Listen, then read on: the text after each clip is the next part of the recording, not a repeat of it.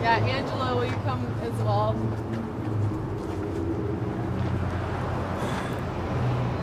Great.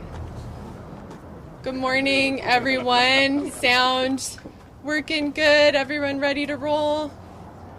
Wonderful. Thank you all for coming out. The city has been taking the initiative to check in with problem motels across the city, and we're here today to give an update about the closure of the Court John Motel.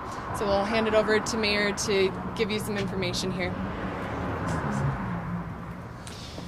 All right, well, we want to first just set up where we're at today. We're on, of course, 4th Street, which is historic El Camino Real and actually part of historic Route 66 as well. And we're also right across from a legendary restaurant, Mary and Tito's. And this property has been a challenge for many, many years, if not decades. And it's something actually that I personally got feedback on from the restaurants around here and from the neighborhood. And originally we actually tried to really work with the owners. We put them in the ADAPT program. They did a good job with some basic fire code things several years ago. But after that process, they completely backslid. And they backslid so far that we're actually having to close this hotel, and for good reason. So I'm going to give you an overview of what happened, and then we'll hear from some of the folks who do this work each and every day on scene at our hotel. And a couple of points that I would start out with. This essentially has just become a hotbed for drug trafficking, violence, and prostitution. Robbery, kidnapping, and DV are all calls that we've had in this area, 940 calls within a 2-block radius. And we also know that whether it's the restaurant across the street or others, folks are expressing relief that this place is finally closed. Now, our team, of course, did what we always do, which is we make sure and take care of the residents. There were 15 people living here, and 14 of them took us up on services and to get other housing.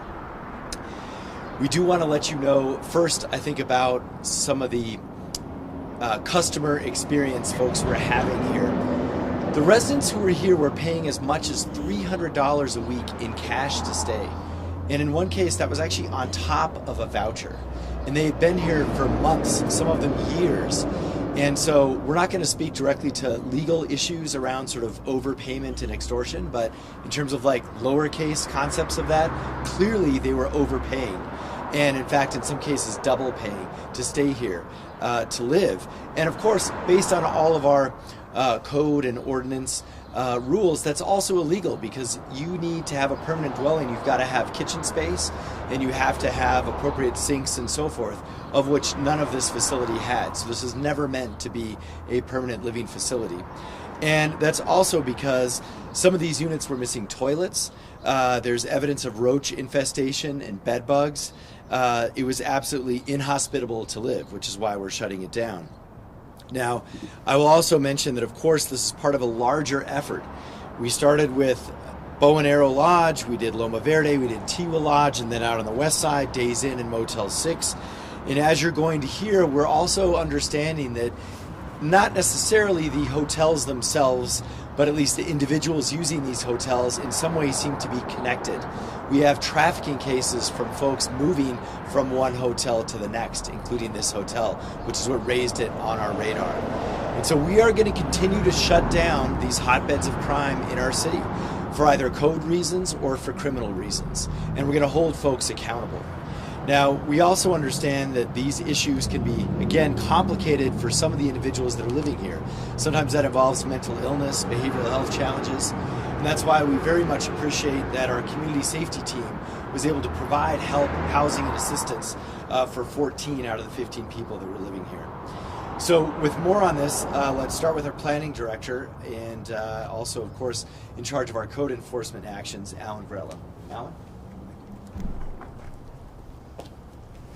Thank you. The planning department's code enforcement divisions look at these properties from a condition angle. That's what we're after. We're after bad properties. That's what we focus on, and we certainly found that here.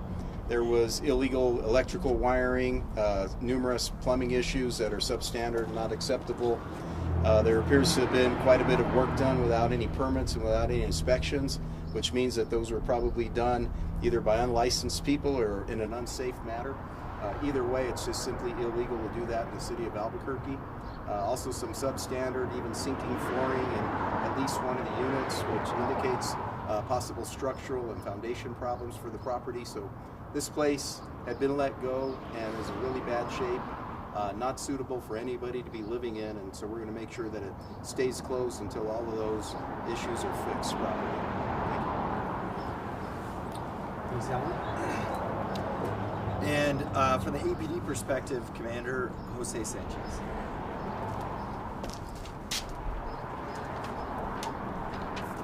Morning, everybody. I'm Commander Jose Sanchez, the Valley Area Commander.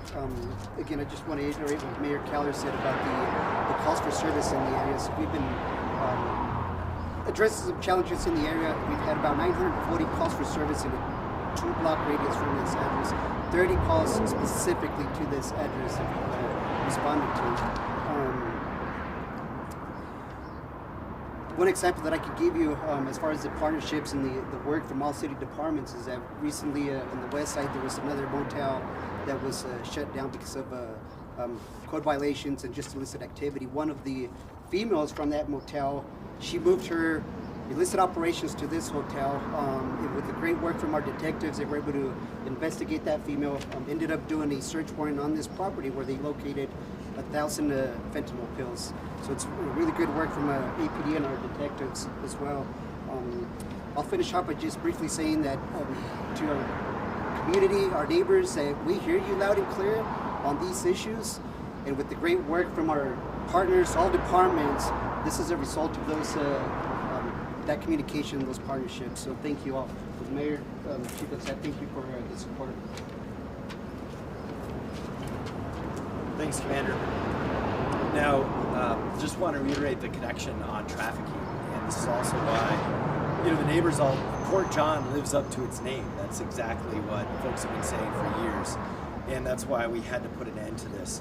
In addition to the other issues that we found with respect to fire code, and so to speak to that, Marshal. Good morning. Thank you for coming out today. Yesterday, the Albuquerque Fire Marshal's office also was involved with code enforcement APD here with inspections. We found multiple fire code violations concerning improper combustible waste storage, fire extinguishers, smoke detectors, and also I've said it before with the bow and arrow. This property actually a year ago today graduated from the ADAPT program. We put a lot of hours into this. And ADAPT is a program that was very successful that the mayor put in place years ago, and we've had a lot of success stories.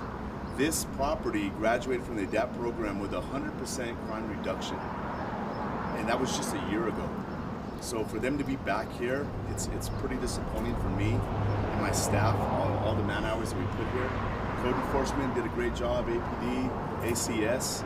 But again, ADAPT is another program that you can consider like an option A that the city provides to business owners, that we educate and we work with business owners to try and bring the crime down, and not just fire code violations, but we try and help owners. This property itself had a lot of success. They know what to do. In over a year's time, here we are, and we're back to this. So it's unfortunate, but it's just all these other properties out there, business owners. We come in with ADAPT. Please continue to do what you need to do to keep your crime down.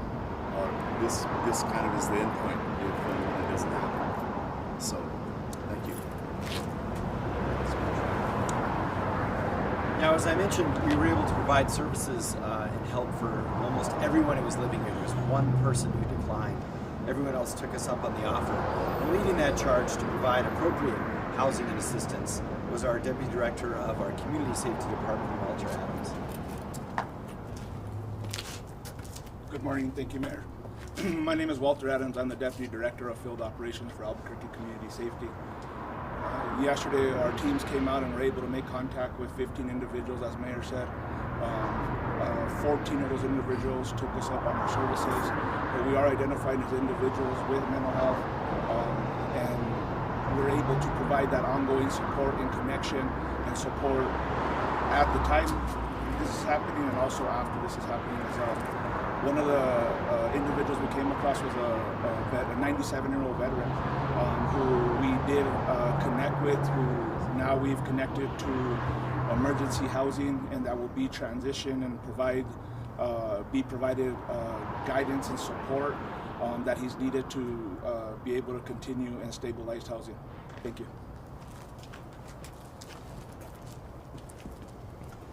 Okay, so I think actually Stacy's going to lead us in questions. Yeah, thanks. Any questions? Yeah, the thing Sasha?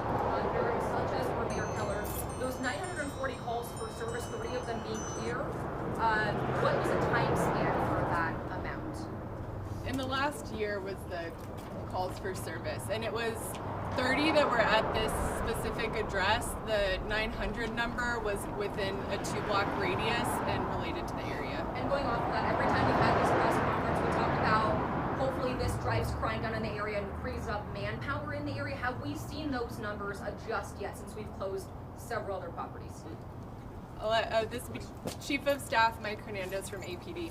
Thank you for that question. Mayor Carroll, thank you for the opportunity to talk, and also Chief Medina allowing me to talk to you guys today.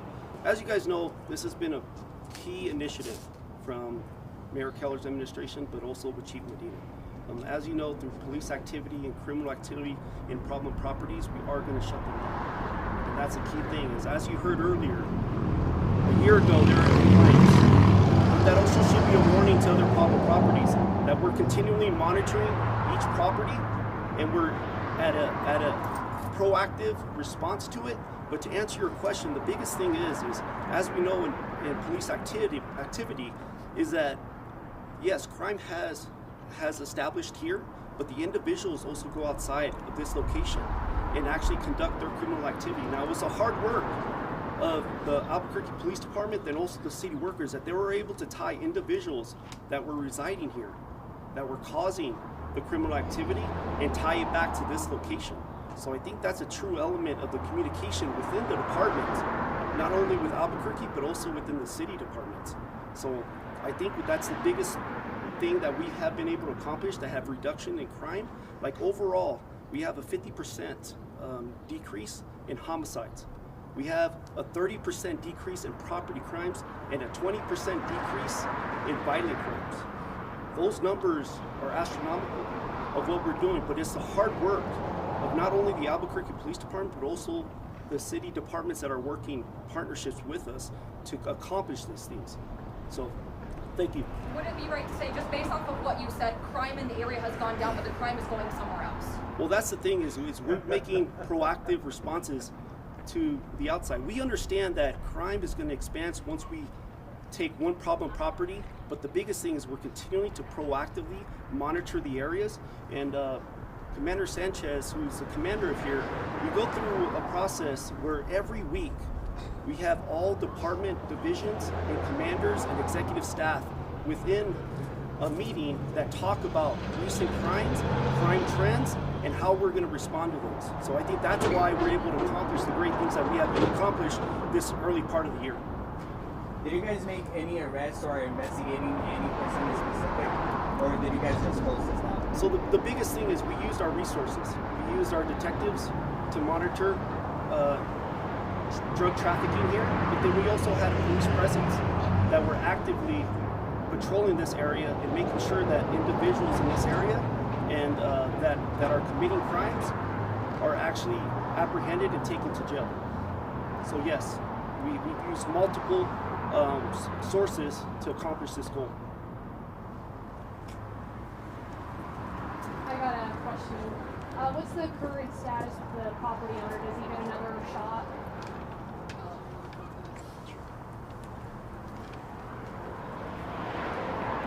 This is a great example of a property that I think the right person could come in with the right intentions and really fix up to be a very nice Route 66 type hotel. And we're hoping that they do that. If they don't do that, it won't be real. Would it be through the ADAPT program or something else that they would have to do? Would not be through the DAP program. They graduated through the DAP program and then they immediately backslid.